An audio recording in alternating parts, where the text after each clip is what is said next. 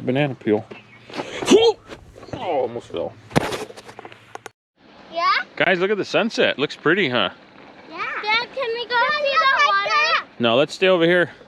Hey guys, welcome back. Well, as you can see, we're in a stack yard. The guys are baling over that way. I don't know if you can see tractor lights. They're baling some wheat hay, so I came out here to check on them because they got started, and I brought the kids with me, so they're out running around being crazy.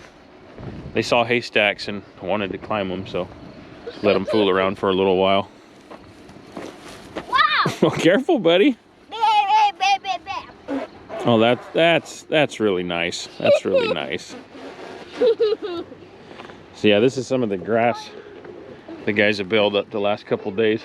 It's I don't know if anyone's gonna have ever heard of it, but it's called Jose tall wheatgrass. Yeah, I said Jose tall wheatgrass. It's a salt tolerant crop or grass, and the area that they grow it in, there's a,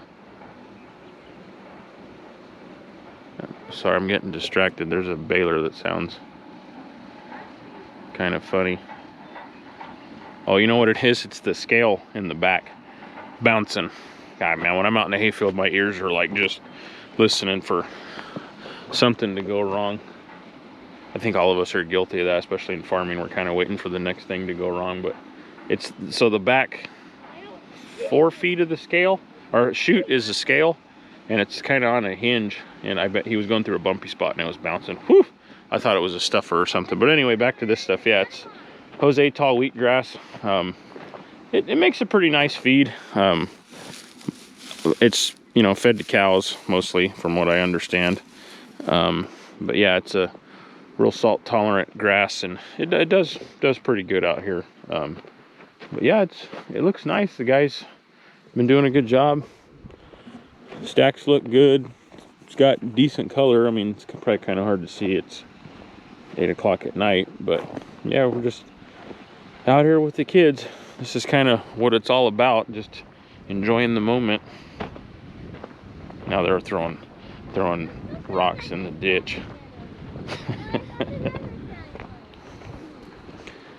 All right, show me who can throw it the farthest.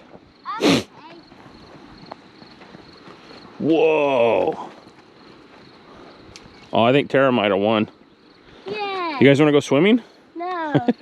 Why not? Because what if there's a crocodile? Okay, throw it in there. Be careful. But oh man, nice form. T-ball's been paying off. Hey Tara, don't get too close, please. Why? Let's back away, guys, because I don't want to go swimming. I don't want to have to go after you because that water looks nasty. And it might be with crocodiles. Yeah, there might be crocodiles maybe. Hey guys, you know what happened today? What? One of the rakes, they were in this field. There was a snake out here. Is that true? Mm-hmm, there was a snake out here. Watch out, it's at your feet! Watch out! Run! Are you just kidding about I'm just kidding. Oh, this one is... All right, one more throw. I hope I can do that. All right, throw it. Make a big splash. Oof, that was a good one. That was a good one. Let's play around. All right, well, it's like I said, it's 8 o'clock at night, so I'll catch up with you guys at the shop tomorrow because I'm going to go over some of the performance of the new parts on the case headers and stuff that you guys watched in the previous videos. So see you in the morning. Okay, I know I said we'd be at the shop the next day looking at the swather, but I got home and got a phone call that they're having trouble with one of the balers, so I'm going back out. So it's my first time going back out to fix something this season, so had a pretty good streak going. But anyway, we're gonna get out there and try to figure out what's going on. Something's going on with the stuffer. I don't know, broke a shear bolt, and I don't know, they think something looks bent, so I'm gonna go check it out and see what we can find. Hey guys, I didn't film any last night when I went out to check on that baler because, well, I couldn't do anything for him. The parts that were needed we didn't have. It was kind of some bigger parts that we don't usually carry. It's the first time we ever broke it, so he's got a problem with the stuffer and I'll show you guys when we get there. I have parts with me. I just picked them up. So all right, well, here's what we're working with. That's supposed to be straight. That's supposed to be straight. The shear bolt, it's on the other side, but it broke. But kind of a clue to me that maybe there's something inside this baler. See these stuffer forks? They're bent. The other thing too, on the rotor, a section of the cleaner is gone. So I'm thinking that maybe he sucked something up. So I think what we're gonna do, we'll take the bent tubes off, get them out of the way, and probably gonna have to take these ribs off and clean all this out. I'm gonna drop the knife table so I can kind of get a better handle on what's going on and see if there's anything in there. But I do have the parts that I need. So I got this tube and this tube. This bearing was out too. I don't know if that's any indication of another problem or if that had anything to do with our problem. But I think that being like that, there's something inside here that maybe caused the shear bolt to break. And he said he stopped when the alarm went off, but I don't think he did, because when that shear bolt breaks, usually the alarm goes off quickly, and there's a lot of stuff packed in here. So, and this sucks when this happens, because if you don't clean this out, and like we've had this happen before, the shear bolt breaks and the guy didn't stop soon enough, and you stick a shear bolt in it. This is so packed with crap, the next time it goes to stuff, it just breaks a shear bolt again. So what you have to do, you have to take all these ribs out, all of those bolts down here, there's bolts under here, pull them out and just get after it with the bar, prying stuff out. But I think what I'm going to do first, I'm going to get these tubes out of here and out of the way. So is it Monday? No, it's Saturday. Yay. Okay, I might have figured out what happened. I was getting tools out and just glanced up. I should have saw this last night, but I didn't. But okay, the shear bolt is supposed to go through here and here. So when your shear bolt is in, you know, this fork is kind of cocked back a little bit, and then when it breaks, it pops forward. There's supposed to be a rod that connects here and then goes through there, and there's a spring. Well, it's has exited the baler for some reason, but what that rod does is it'll come up right here and get in the way of this magnetic sensor, and when that happens, you will get a beep on the screen telling you that, hey, your stuffer shear bolt broke, you better stop before you completely plug up the chamber. Well, that didn't happen. So I think that shear bolt was broke for a while, and yeah, stuffer was just going like this, just, you know, trying to stuff but not, you know, because this thing gets cocked back into this position, so it'll still cycle, but it won't stuff. And I'm thinking, I want to look back here, there's a holding fork. Oh no, it's okay. So I'm thinking that maybe it stuffed good enough to kind of make a bale or kind of make a flake, but I bet you the bale that's in there is going to be ugly when it comes out, because it probably wasn't a consistent flake. But I'm thinking that it basically just beat itself to death. He went long enough to where this thing was just pow, pow, just, yeah. But yeah, there's supposed to be a rod and a spring. I got another one. Let's go look at this other baler. I'll show you what it's supposed to look like. I'm lazy. I don't want to open the doors. Kind of a pain in the butt. But yeah, see this gold rod and this spring? Yeah, that's supposed to be there, and it's not. So, all right. Let's tear it apart.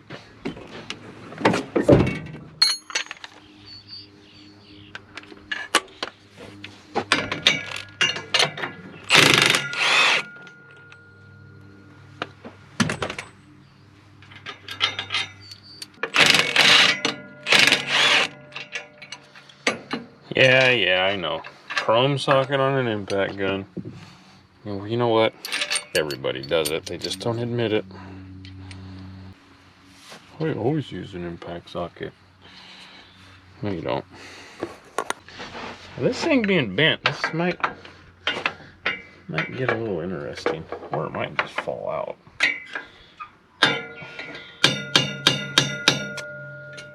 See if I have my air hammer. Aha!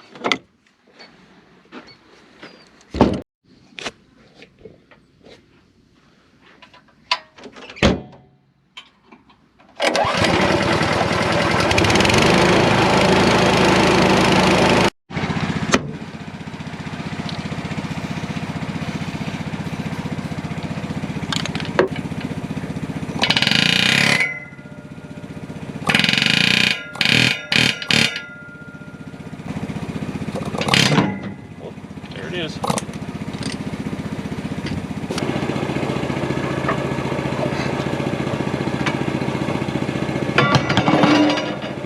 Got it.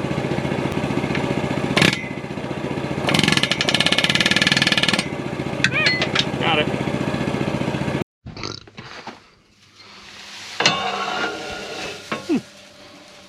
Oh yeah, we'll just give her a little heat. She'll be good as new.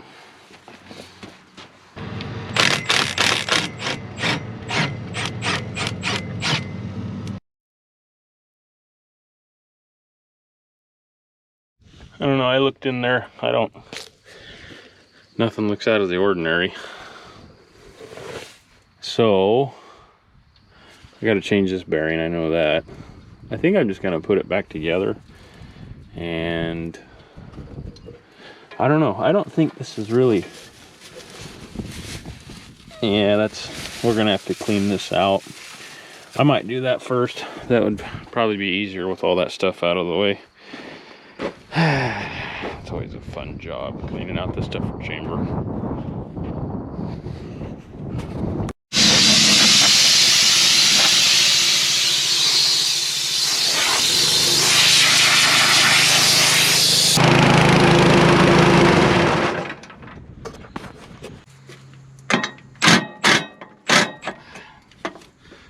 Need an extension.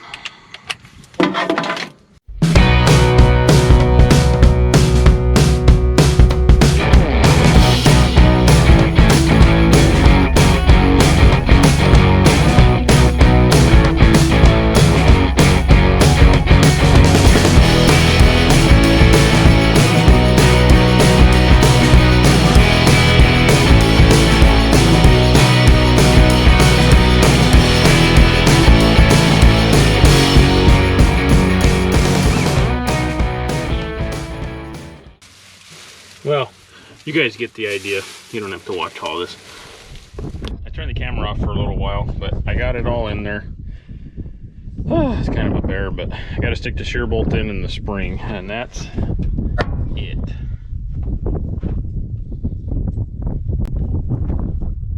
So a shear bolt, I'm sure most people know that it's kind of a fail-safe. So if something goes through the baler that's not supposed to, the bolt's supposed to shear and protect the system.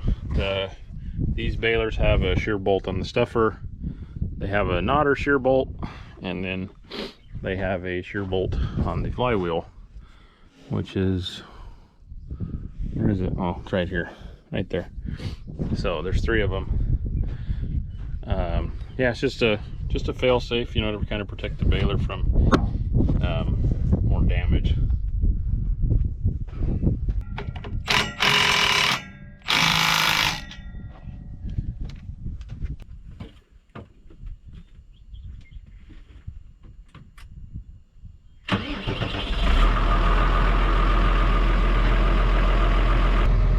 Alright, well, let me know if anything blows up.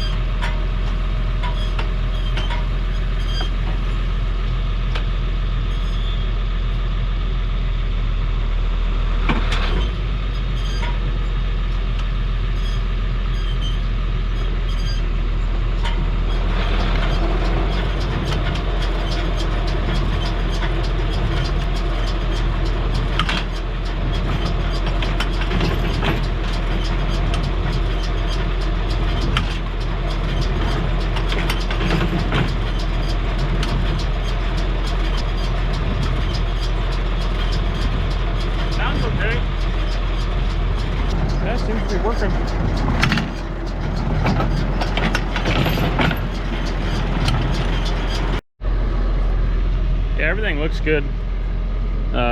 Stuffer brake seems to be working. I am going to make an adjustment right here though. This plate, you can slide this back. So basically what that's going to do, it'll shorten this distance that this thing has to travel back in order for the stuffer to trip. So it might speed it up a little bit, and it might help the baler feed a little bit faster. So that's just a simple thing. Oh, wrong size.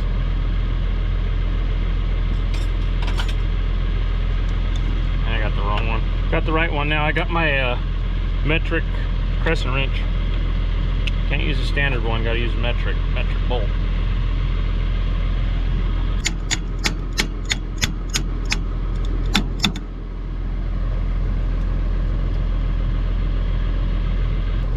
Alright, now I'm just gonna pull it forward and excuse me, I had tacos for lunch.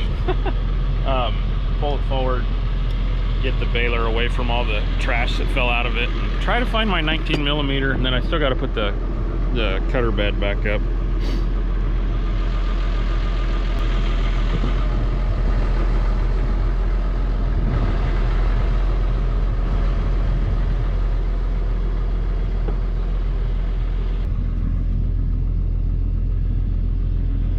All right, let's put that back up.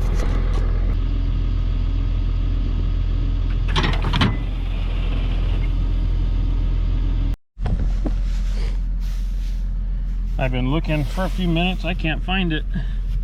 I thought it was in this pile. I've kicked it around every which way, but well, I don't know.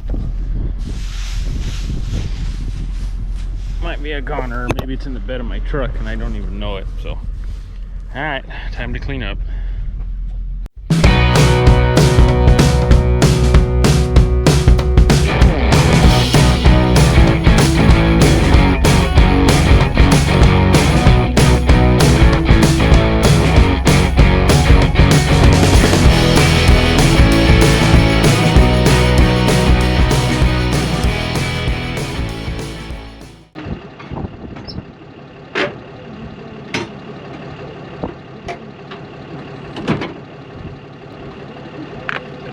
Yep.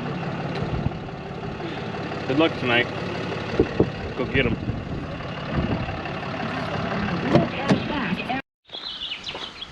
All right, well, let's take a look at this thing, and I'll give a little review of what I think of the new updated parts so far. So, you guys know we changed the rock guards. We put different shock hubs on that brought the turtle and everything lower to the deck. And so far, I like it. I think it's a big improvement as far as cut quality for this thing. Yeah, I think I'm going to go ahead and get the rock guards for the other header we have and switch them over. Don't really have any complaints. Maybe one little one. So this is what they call the quick change system.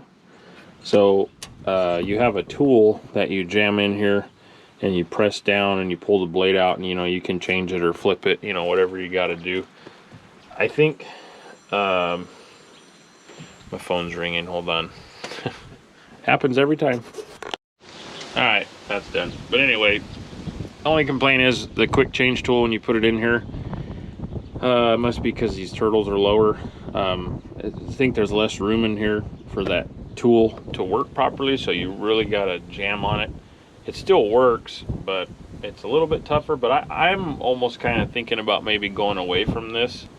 I like how it works, how you're able to change the knives really quick and easy, but I just feel like that's a lot of stuff hanging down there that isn't necessary. It's more stuff to wear. So I don't know. It is convenient though, because the drivers can change them, flip the blades easier. I just feel like when you get dirt buildup, which it's gonna happen, that's just more stuff to wear versus what would you have normally? You would just have a nut underneath there, but I can kind of see too that, you know, that would be a little bit tricky, getting your fingers in there, you know, to change that. So I don't know, we'll just keep running it the way it is for now. But the only other thing too, and that's not really a big deal, because it's something that we did. So on these skids, I had a machine shop that would make weld on plates out of AR. So we'd weld them on, and they'd only go to about right here, because these skids wear here. Well, with these new rock guards, there's a lip on the skid when we weld that plate on there, and you couldn't get it up and under these new rock guards, which I guess really isn't a big deal. We could probably change it to where, you know, the lip of the welded on skid would go to here and it wouldn't be a problem. I was concerned about there being a lip there and pushing dirt, especially when it's a little wet. So not a big deal. I will, you know, maybe play with that as we go and figure it out, because those weld on plates, we probably doubled the life of the skids, if not more, I think. So, but we'll figure that out as we go. This machine, I think they're just cleaning it out, kind of freshening it up. It's gonna have a day or two off, so there's some new blades, and they flipped some of these, so they oh yeah, we did that too. I guess we forgot longer blades. Duh. So yeah, I think the longer blades are helping cut. Everything we did is helping. I don't know, one thing I might play with, I don't know if it would help or not, is I wish you could, and maybe this has to be here, this little lip for the auger, I wish you could like smooth it out, you know, so they're, because you think about it, you know, the crop's getting cut, it's got to go up and in, where maybe if it was flatter, it would just, it's less of an obstacle for the hay to get up and over into the auger. It might ease the feeding, maybe, I don't know. But that's just me being particular. I like to play with stuff and mess with it. But I'm gonna grab that quick change tool. I'll show you guys how that works. So it's kind of cool. It just sits here on the side of the head, and you just come in here. If I can set this up. Now let's do it right here.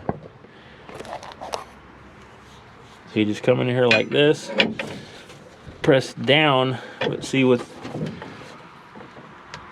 you really gotta wail on it, but you can do it.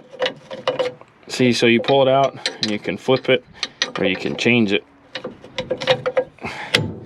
So that's how easy that is. But anyway, that's my quick review of the parts. Let's see, our pieces we welded in there are holding up good, so everything looks good. So all right, well, I think that is going to do it for this one. So thanks to everybody who's been watching, and hit that like and subscribe button, and we'll catch you next time. See ya. Oh, excuse me. Everyone loves a good sneeze.